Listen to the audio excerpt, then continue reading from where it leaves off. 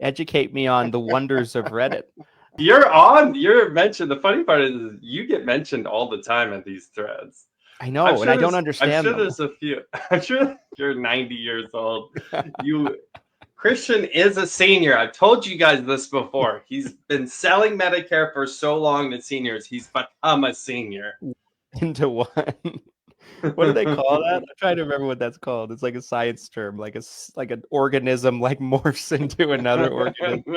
I'm not going to remember it, but it's called mental illness. It's schizophrenia. I think it's schizophrenia is the science term. You mean you're thinking of multiple personalities, Yeah. sir. Guys, episode 110, sponsored by Seven Figure University. Guys, there's only 2 days left to take advantage of this massive Seven Figure University sale. Lifetime access, typically $5,000, but it is only $695.95 for another 2 days until May 30th.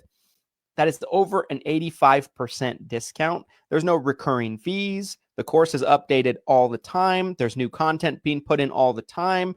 It's just the gift that keeps on giving. You're also invited to our weekly trainings and allowed to attend live, ask questions, everything like that. That is exclusive to our contracted agents, but also people that have bought into the course. I feel comfortable going on record and saying it. It is the best comprehensive platform for training to give you A to Z tools and information you need to know to build a successful agency. Whether you're new or starting out, or whether you're seasoned, the vast majority of seasoned agents could benefit tremendously in learning how we build our business internally, because we have one of the best agencies in the nation.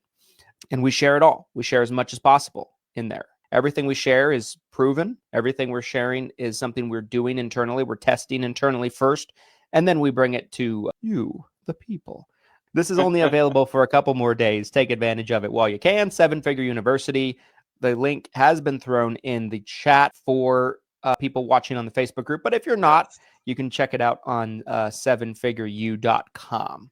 Christian has a future as a radio host, without a doubt. He's really figuring out these read-ins, you guys. Hats off. Working on it. On it. Hats off to you, sir, for your craft. Craft. Okay, so I've got 5 different threads here. Okay. I'm ready for particular order. We'll start going through this. And again, comment below your guys' thoughts on this type of segment. We'd love to know your feedback if this is something that you enjoy. So I'm going to share my screen. Diving into the world of Reddit. Diving. Like a cannonball. Can you see my screen, sir? I can indeed. All right. So this is the Our Insurance Agent subreddit. So this, a subreddit, again, think of it like it's a Facebook group. Everyone's anonymous in here. So people come in and ask questions. I have a question, right? This is my education on Reddit, this episode. So you said R like Randy Insurance? So R Insurance?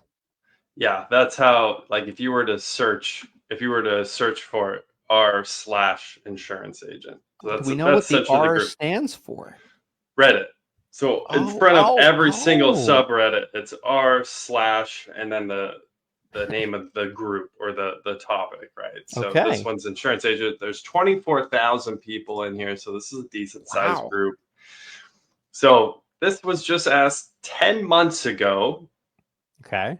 And the question is, how viable is Medicare sales? A guy came into the bar I work at last night, and we got to talking about work and life and such. And I was saying I wanted to get out of the bar industry, and he pointed me to a website to get my insurance license and told me he sells Medicare remote. He said it's great because it's something people already have / need, and all you need to do is point them to a much better plan and get paid. It's that simple. Look at that. It's that simple. So let me guess before we finish. Okay. For those of you that are listening audio only, right? They can't see the question. The next portion of this is he invited me to his apartment for a party / opportunity meeting. Sounds like that, doesn't it? Yes. I'm sure there's much more to it than that, but that tracks in my head. It's got to be much easier to sell something people need over something they just want. many of my former coworkers went exactly this route, or this exact route actually, and this seems like a good lateral move from bartending. So what are your thoughts? So there's a couple ways we can kind of spin this. One is like, what are your thoughts on the pitch this person got, right? Dude sitting at a bar. And that, what kills me too is there was an agency owner that I used to work with. And anytime I went out with him, any restaurant, he was trying to recruit every time. He always thought people at restaurants and bartenders were like the best agents to recruit. Mm. So I laugh at that because I think about this other agency owner I used to work with, and he used to do exactly this. But I think my first question to you would be, what are your thoughts on that pitch that this person got? The reason why I made that analogy, right, of being invited to an MLM, Yeah. kind of party / opportunity meeting, and then you show up and it's like a drug dealing infested apartment, and there's slime coming down to the walls and everything like that, is because it sounds like that type of pitch to me. It's like because it is not that simple, right? It doesn't mention anything about compliance. It doesn't mention anything about certifications, all the barriers to entry, clean background, everything with that, the ability to talk to people and have a personality, right? Like it just sounds like someone trying to make you sell the dream to me. Sell pie in the sky. Yeah. And I don't know why someone would do that other than I want to recruit you, that kind of, you know what I mean? Like, comes across very recruiter pitch, right? Like, or it could be someone just bragging, right? Could be someone that's bragging about, I don't know, I work from home and it's so easy. I work for myself and I make so much money, you should do this. I make so much money. I pay my apartment in advance. Pay my rent at the apartment 1 month in advance. Yeah. So that was kind of my thought too, reading this, is like, got a pitch from a recruiter or an agency owner who's trying to recruit them, oversimplified. So let's see what some of these comments are. We'll get into some of this. It's a lot of hard work. This is the first comment on here. Everyone makes it sound like NBD, no big deal, and a money printer, but it's not. The bar guy didn't tell you is even if there's a better plan, many don't want to switch due to being with X company for X years. Boy, don't we know that's true.